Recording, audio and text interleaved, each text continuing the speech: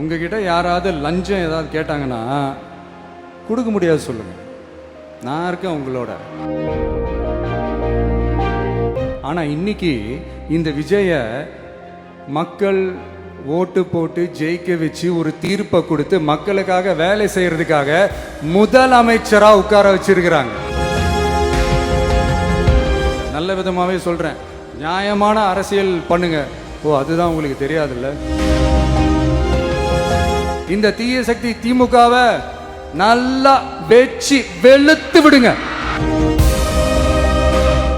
உங்ககிட்ட யாராவது லஞ்சம் ஏதாவது கேட்டாங்கன்னா கொடுக்க முடியாது சொல்லுங்க, நான் இருக்கேன் உங்களோட. அப்படியே யாராவது ஃபோர்ஸ் பண்ணாங்கன்னா இது எங்க மகன், எங்க புள்ள, எங்க அண்ணன், எங்க தம்பி, எங்க விஜய், எங்க விஜயோட ஆட்சின்னு ஸ்ட்ராங்கா சொல்லுங்க. மக்களே, நீங்க கூட இருக்கும் போது லஞ்ச ஊழல் மட்டும் இல்ல, அதிகாரத்தை வச்சு ஆட்டம் போடுற யாரா இருந்தாலும் அடங்கிடுவாங்க. இந்த கடமை கண்ணியம் கட்டுப்பாடுன்ட்டு ஒரு காலத்துல கொள்கையோடு இருந்த கட்சியெல்லாம் இன்னைக்கு எப்படி இருக்கான்னு உங்களுக்கே தெரியும். அதாவது இந்த டிவிக்கே கட்சியோட தலைவரை எதிர்க்கிறதுல ஒரு நியாயம் இருக்கு. ஏன்னா உங்க பொழப்புல மண்ணள்ளி போட்டான். என்ன இந்த ஊழல் லஞ்சம்லாம் பண்ண மாட்டேன்னு சொல்லி உங்க அரசியலே ஒரு தெருமுனைக்கு கொண்டாந்து விட்டான்.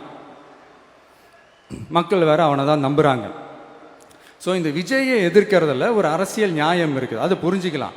ஆனால் இன்னைக்கு இந்த விஜய மக்கள் ஓட்டு போட்டு ஜெயிக்க வச்சு ஒரு தீர்ப்பை கொடுத்து மக்களுக்காக வேலை செய்யறதுக்காக முதலமைச்சரா உட்கார வச்சிருக்கிறாங்க. என்னமோ இன்னமும் நீங்க தான் ஆட்சியில் இருக்கிற மாதிரி. விஜய் கரூருக்கெல்லாம் போகக்கூடாது, விஜய் இங்க போகக்கூடாது, அது செய்யக்கூடாது, இது செய்யக்கூடாதுன்னு எனக்கு புரியலையே. ஆட்சியில் இருக்கும் போது தான் இவ்வளோ கட்டுப்பாடெல்லாம் போட்டீங்க, எஸ்ஓபிஸ்லாம் போட்டீங்க, ஸ்டாலின் சார் ஆப்ரேட்டிங் ப்ரொசீஜர்லாம் போட்டீங்க. இப்போவும் அதே பண்ணிட்டு இருந்தீங்கன்னா என்ன சார் நியாயம்? இல்லை, நான் தெரியாம தான் கேட்குறேன். இன்னும் கனவுலையே இருக்கிறீங்களா? முதல்ல முழிச்சு வாங்க, ரியாலிட்டிக்கு வாங்க. உங்க ஆட்சியெல்லாம் வீட்டுக்கு போய் டிவிக்கேன்னு ஒரு ஆட்சி வந்து ரொம்ப நாள் ஆச்சு. ஒழுங்கா படி ஒழுங்கா படி என்று சுப்ரீம் கோர்ட் ஓங்கி மண்டேலியே நறுக்கு நறுக்கு நறுக்கு என்று செம்மட்டியாலே அடிச்சும் இந்த திமுக முழிச்சிக்கல அப்படின்னா அப்ப கொஞ்சம் கஷ்டம்தான். வெற்றி தோல்வியெல்லாம் அரசியல சகஜம் சார்.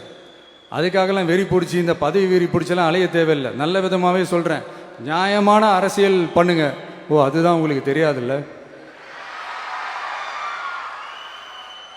இந்த தீய சக்தி திருத்தவும் முடியாது, அவங்களா திருந்துவாங்கன்னு பார்த்தா அதுவும் நடக்க போறதில்ல.